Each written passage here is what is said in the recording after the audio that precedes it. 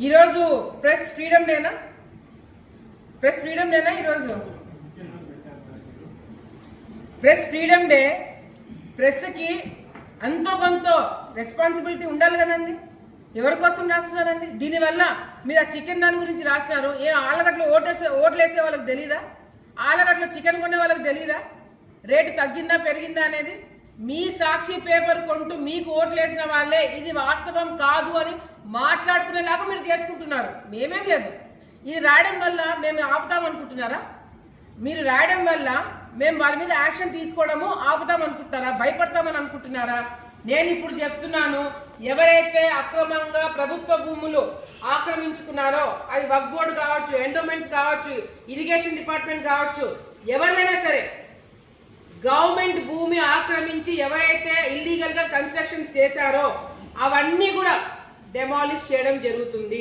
అవన్నీ కూడా తొలగించడం జరుగుతుంది. మీరు ఏం రాస్తారో రాసుకోండి, దాంట్లో వాస్తవం ఉంటే నేను ఒప్పుకుంటా. నా గురించి చాలా మందికి తెలిసిన వాళ్ళకి తెలుసు. మీరు వాస్తవాలు రాసుకుంటే నన్ను నేను కరెక్ట్ చేసుకోవడానికి ఒక సెకండ్ కూడా నేను ఆలోచించాను.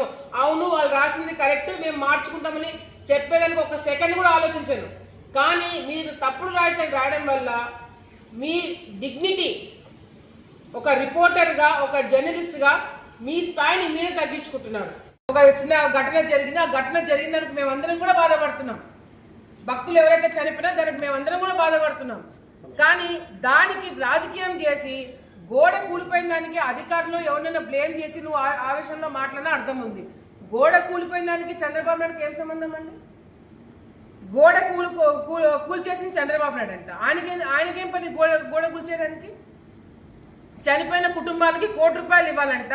జగన్ అనే వ్యక్తి ముఖ్యమంత్రిగా ఉన్నప్పుడు గ్యాస్ లీకేజ్ వల్ల చనిపోయిన బాధితులకి ₹1 కోటి ఇచ్చినాడంట. అది కూడా అవాస్తవము. ఎవరొకరు వాస్తవాలు మాట్లాడండి. వైసీపీ వాళ్ళన్నా మాట్లాడండి, సాక్షి వాళ్ళన్నా మాట్లాడండి. ఆ రోజు ₹1 కోటి ఇచ్చింది వైసీపీ ప్రభుత్వం కాదు, కంపెనీ వాళ్ళు ఇచ్చినారు. కంపెనీ వాళ్ళు ఇచ్చారు, ప్రభుత్వం ఇవ్వలేదు. మా దగ్గర లిస్ట్ ఉంది. మీ ప్రభుత్వంలో జరిగిన సంఘటనలకి మీరు ఎంత ఇచ్చినారు? మొన్న విజయవాడలో వరదలు వస్తే ₹1 కోటి ఇస్తారని చెప్పి తప్పించుకొని తిరుగుతున్నాడు జగన్మోహన్ రెడ్డి గారు. ఎవరో ఒకరు వాస్తవాలు మాట్లాడాలి కదా.